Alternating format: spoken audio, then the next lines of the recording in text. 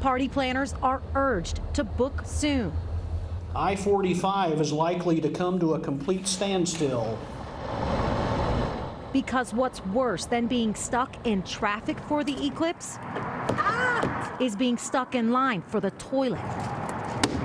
Meredith Yeomans, NBC5.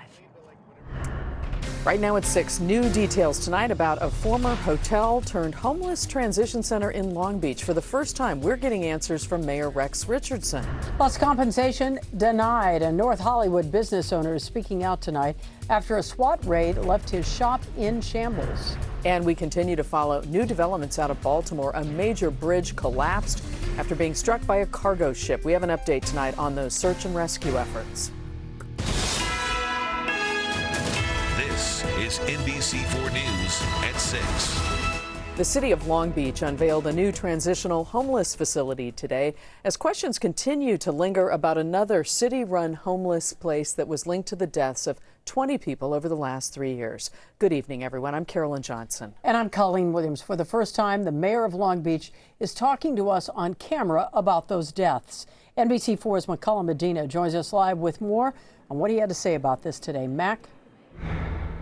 Colleen and Carolyn, we've been asking Mayor Rex Richardson for comment since we first learned about the deaths and since we first learned about former caseworkers saying that the city ignored their calls for more assistance in order to save lives. The mayor today is saying that more lives were saved because this facility exists.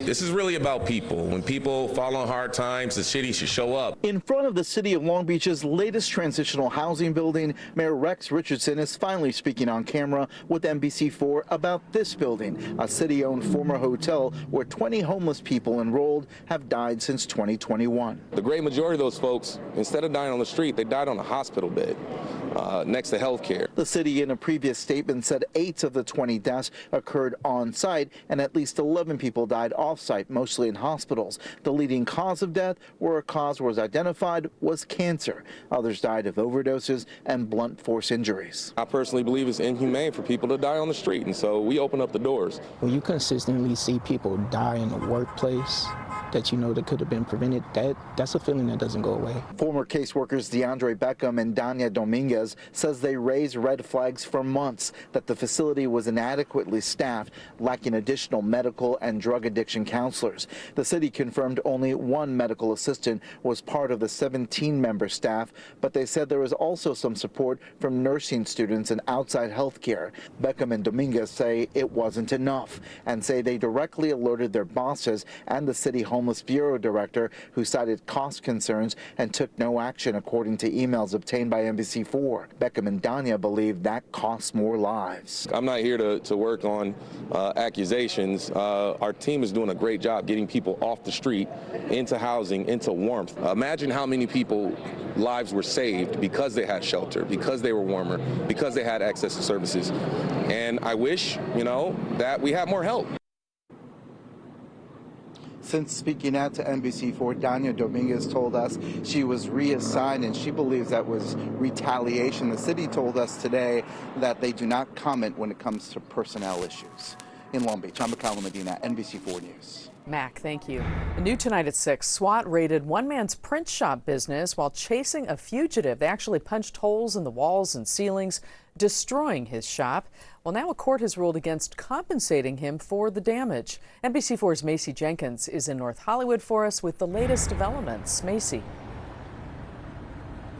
Hi, Carolyn. Well, listen, this shop owner says that he is devastated by the court's ruling. His shop used to be here on Lankershim in North Hollywood, a thriving print shop. Now he's forced to work out of his home in his garage.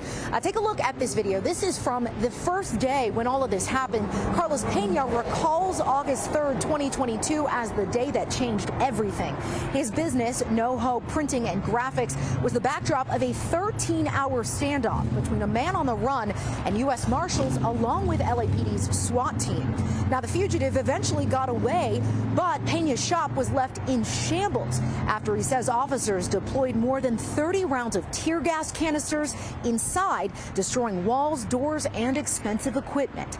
Now, NBC4 has interviewed Peña several times along his journey to get some kind of reimbursement.